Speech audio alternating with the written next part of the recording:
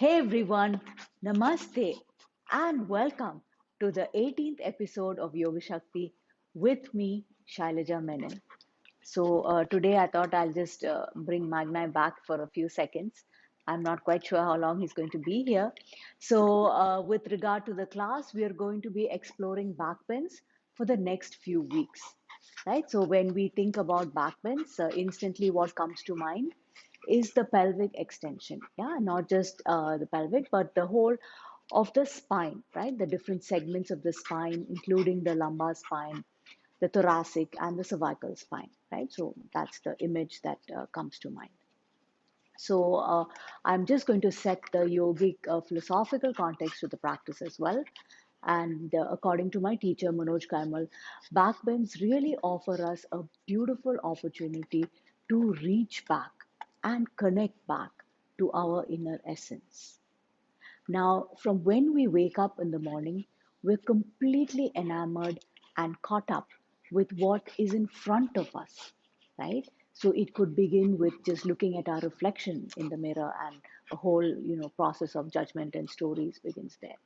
Or it could be, looking at our photograph when we, check our WhatsApp, or it could even be the manner in which we connect to people, right? We just see what is right, obvious in front of us, and though there may be a lot of things behind whatever it is that is seen, right? But we don't really, give them a chance, but we instantly judge, right? Oh, this person is a irritated person, or this person is always a short tempered, right? We are so hasty with our judgment by what is seen in front of us. So the yoga practice is actually a beautiful invitation for us to take a step back and to really connect to what illumines the front. So in the Taittiriya Upanishad, there is a very beautiful verse that goes on to say that the child is in front, but the parents are at the back. Right? Similarly, the student is in front, but the teacher is at the back. And likewise, the teacher is in front, but the knowledge is at the back. So the invitation for us is to explore what illumines us, what organizes us, and what is behind us, right? So towards that, let us step into the practice and explore. Namaste. Hey everyone, so let's get started, right? So come on to your hands and knees here, and then we begin with our favorite cat and cow stretch. So as you inhale, just arch your spine looking up, and as you exhale, just round your spine looking down. Inhale, arch your spine looking up. Exhale, round your spine, engage your upper back, engage your abdominal muscles. Inhale, arch your spine looking up. Really feel that beautiful flexibility and mobility coming into your spine. As you exhale, pressing down with your palms, engaging your upper back, engaging your abdominal muscles, and just hold here for a few seconds. Yeah, and then slowly release the spine to a neutral position. Yeah, and then from here, as you inhale, just step the right leg back.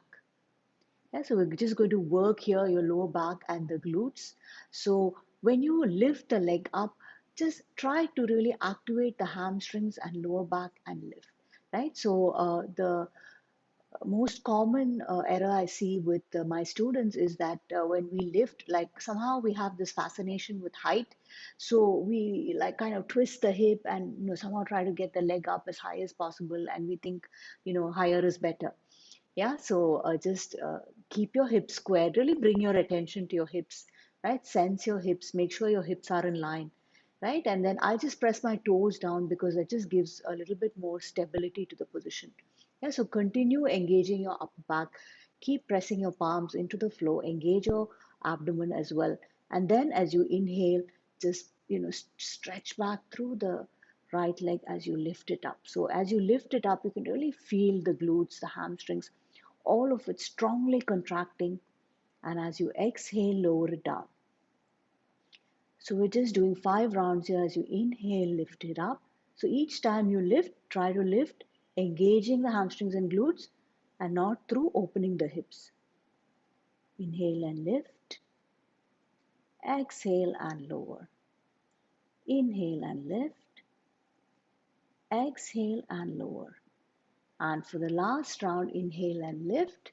Just hold it here, really stretching back through that right leg, toes pointing back. Really feel the energy in the leg, the toes, all of that. And then if you want to add in some balance, you can just lift the left arm up and reach forward, holding well.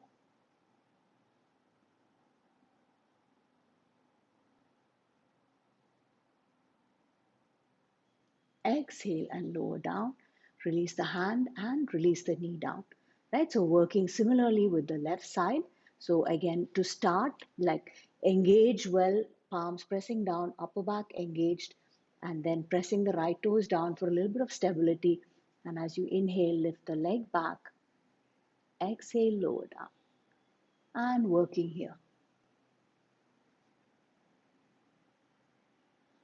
Inhale and lift and really feel all of those muscles contract and hold to keep the leg up.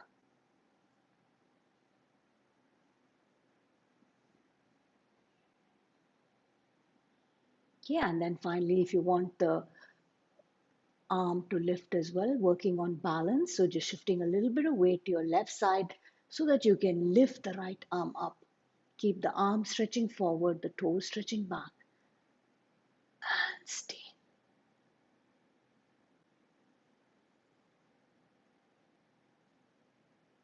Lower the hand down, lower the knee down, and release the hips down into child pose. Okay, we're going to do something very similar to what we did earlier. We're also working very similar areas as a result, the glutes and the hamstrings. The only difference is the knee remains bent. Yeah, so to take the leg back, you can still take your leg out. That gives you some kind of stability. And then as you inhale, just lift the leg up, bend the knee, and point the toes towards you. Yeah, as you do that, your spine really gets beautifully arched. Right? So remember that very first position that you did, the cat and the cow, where you really arch your spine. Try to connect to that. And then as you exhale, just round your spine and bring the knee in. Inhale and lift. Exhale and round.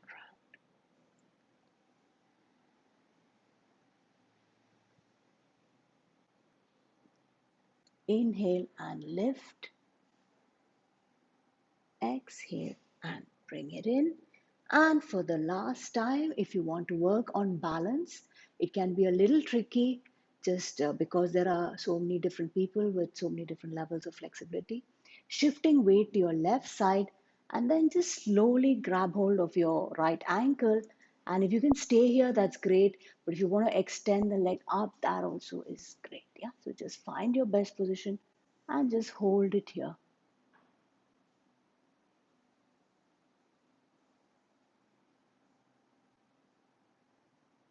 Okay, slowly release the leg and similarly working on the other side, right? So just as you inhale, just lift the leg back and then when you feel ready, the leg goes up, the knee bends and the toe comes in, the toes point in, right? As you exhale, round your spine, inhale and up.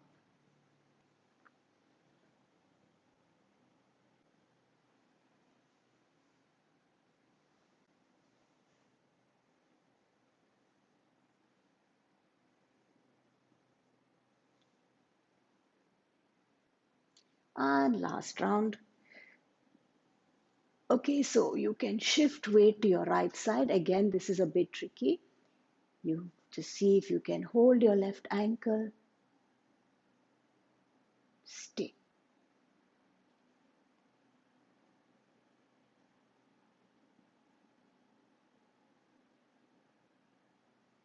And slowly release and child pose it.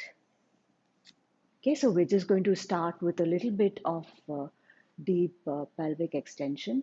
So just place your hands here on your hips and just try to arch back as much as you can. Yeah, so just move the pelvis forward, keep the chest lifting up, drop the head back.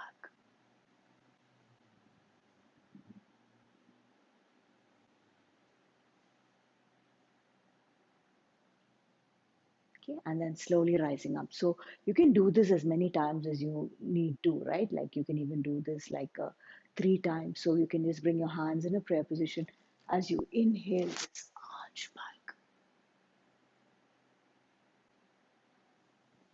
Exhale, come back up. Inhale and arch.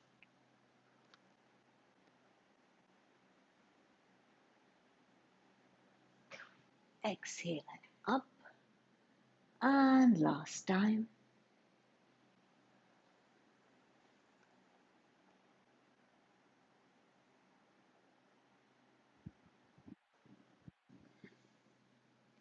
Exhale and up. Right, so this sets us up for further back bends. So from here, the first one, we go back into the right leg coming forward and left knee back. So again, you can either place your hand on your hip, right? It's my left hand that will be on the hip. I'm just showing my right hand here. So either you can take your hand to the hip or the leg goes back to the ankle, right? So I'm just starting with the left side. So the left hand will go back here, and then you just make sure the right knee and heel are at least somewhat in line. And then keep the pelvis moving forward and just arch back.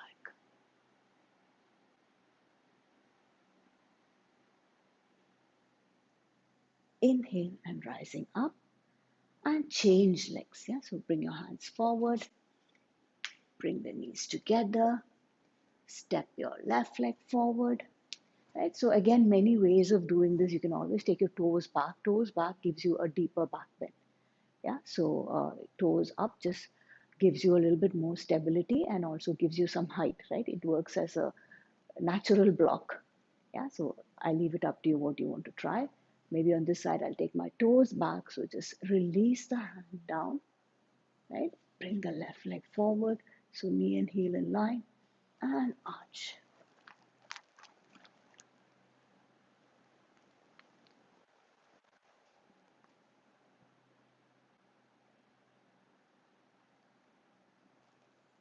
And slowly rising up and release. Yeah, so if your hand doesn't reach your ankle, you can just place it here, yeah, on your hip. Now, this is a classical lunge position that we're going to go into. It comes in the sun salutations and all of that, so you must be quite familiar with it. So it begins again with the right leg forward, left knee on the floor. But the difference from the previous position is here the hip comes down. Yeah, so you have to actually really, so if I'm looking forward here, these left hip flexors get a beautiful release. Yeah, so that's the difference with this and the previous one. Yeah, so bring that leg forward, just really allow the hip to sink forward.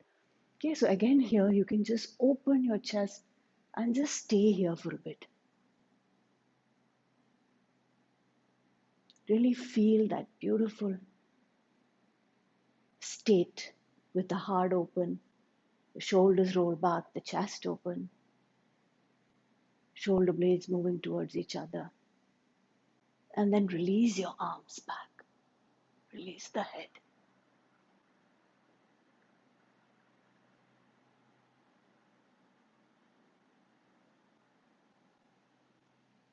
And rising up and moving in the opposite side. Yeah, so just take the right knee back, left leg steps forward, right? So, like we mentioned earlier, so this I'm just mentioning because this is the most common mistake I see among my students. Yeah, so even if I say the hip comes down, maybe it's the anatomy right now, maybe the stretch is not there, maybe it's still a bit tight here because we're seated all the time, or we're driving or sitting in front of the TV, right? So we can be a bit tight here, but try to release it down as much as you can.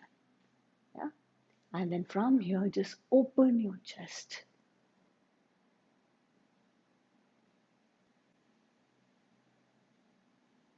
Really feel the state of openness, of acceptance. of accommodativeness. And release the arms back.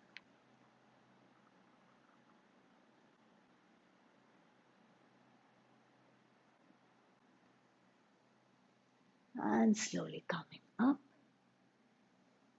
and release back. Okay, so take your knee back, move the hips back into child pose. So we're going to go into another beautiful arch, but that from the Kapotasana position. Yeah, so all of you must be quite used to Kapotasana because we did a lot of Kapotasana variations over the last 3 weeks when we were doing hip opening. But we can explore a back bend through Kapotasana as well, right? So just moving into down dog first. So it's always nice to start with down dog, Adho Mukha Svanasana. Keep your knees bent, allow the shoulders to sink. So actually, a deep shoulder release also helps with deeper back bends. So just really experiencing that, enjoying that. Okay, and then from wherever you are, just release the heels towards the floor, and that elicits a deep hamstring, calves, glute, all of those releases. Just staying here, feeling your body, the whole back of your body beautifully open. So Adho Mukha Svanasana is also a beautiful counter pose, yeah, to back bends. And from here, we move into Kapotasana, where we bring the right knee forward. Yeah, so it's only the knee that comes forward, right? So if you're not sure, I'll just turn around so you can actually have a look, right? So this is how the position will be. Yeah, the heel will come as close to the hip crease as possible. When we're working on the hip opening positions, the heel actually comes away from the body. Yeah, so this will be your position. Your shin will be parallel to the edge of the mat. But when we're working on back bends, we bring the heel in so that we can really square here, right? So this is the position here. I'm just going to turn back so you can actually see the back bend as well.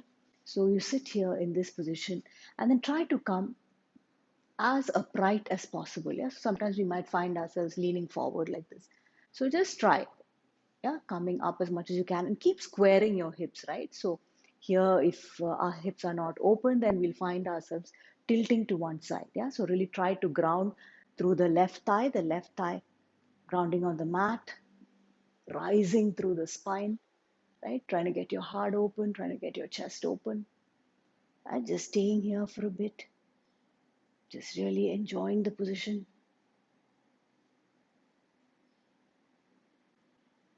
And then finally release the arms back and arch back.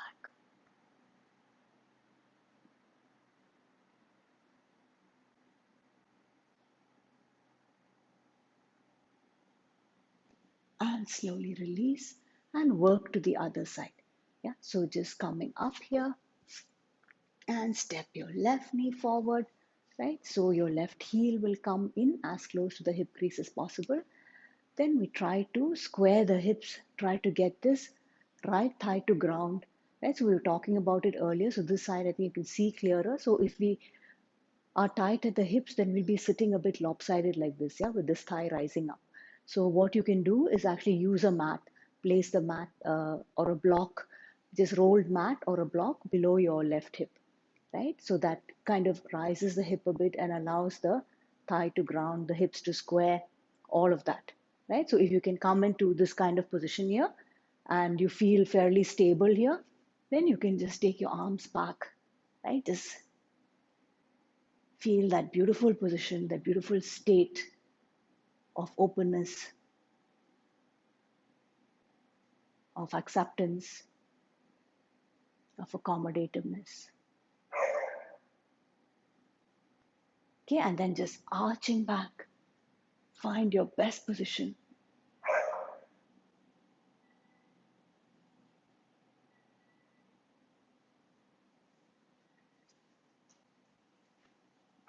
And slowly release. Moving into another very classical back bend called Dhanurasana. And for that, just lie completely on your abdomen, right? And then from here, just bend your knees. Yeah, and then hold your ankles if you can. And from here, the whole direction and energy of the pose is to move the heels away from the body. Yeah, so it would go that way, right? So just connect to the movement a few times before you go into the pose. Just remember that the heels will actually move away from your body. Yeah, so that's the line of the movement.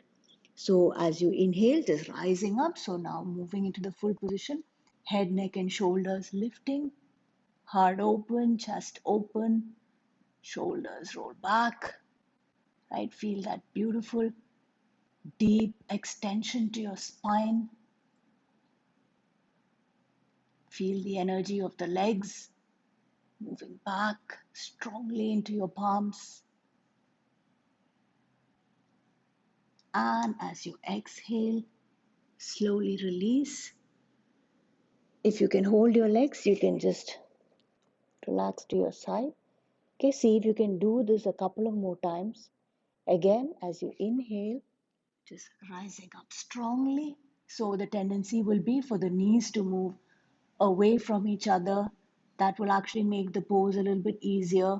So in the beginning, it's all right to explore all that. Just stay. Exhale, slowly lower down. Just relax. And last time, just rising up strongly. Heels moving away from the body, shoulders lifting, heart open.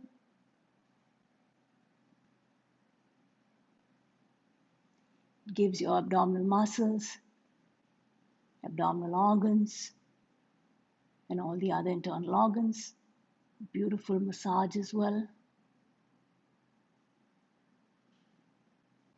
Slowly lower down. Release the legs. Just turn to your side and relax. Focus on your breath as you inhale and exhale.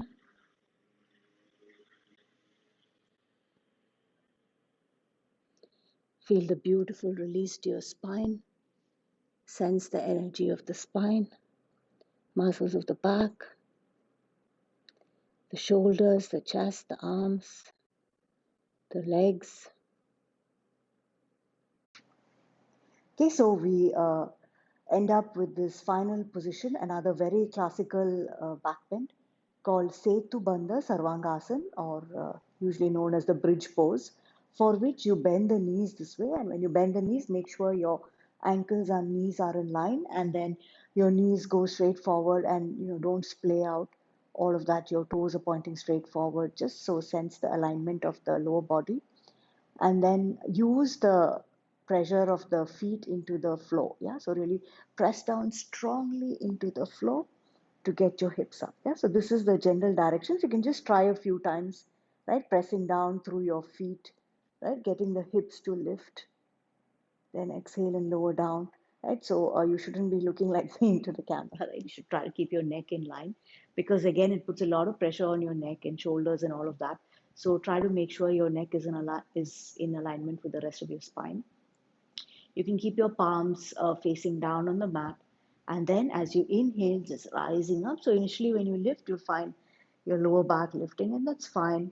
As you exhale, slowly coming down.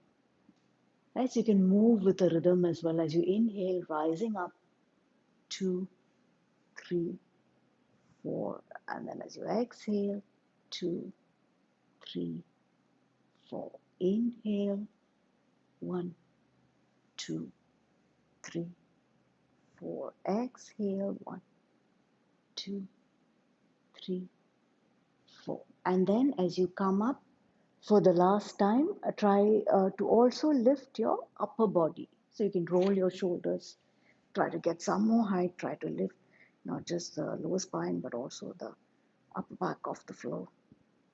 Okay, but make sure your knees are not splaying out to the sides, that you're pressing down through the inner edges of your feet.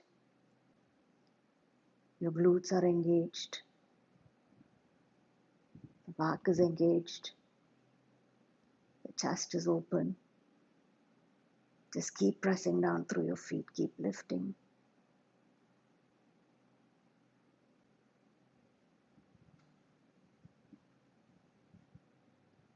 Okay, slowly exhale and lower down, coming down as slowly as possible, releasing down vertebrae by vertebrae, right? And then just draw both the knees up. So just winding up the practice with a twist. So twists are beautiful to do after your back bend practice. So gently roll from side to side, just giving your lower back a nice massage. Okay, and then if you want to go into a twist, just bring both the knees down towards your left. Look over your right shoulder.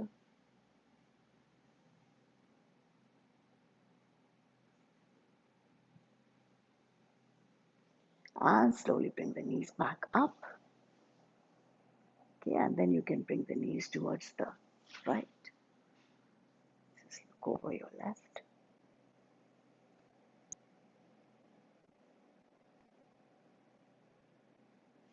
Slowly bring the knees back up and release the legs to the floor.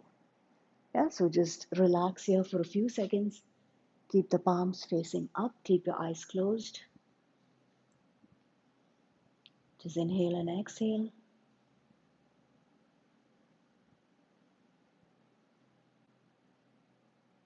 Okay, so you can just continue to lie here and experience the beautiful benefits of the practice.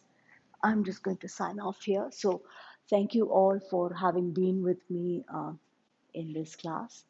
And I truly hope that you awaken slowly by slowly towards that inner essence and towards that light that illuminates the front. Right? Namaste.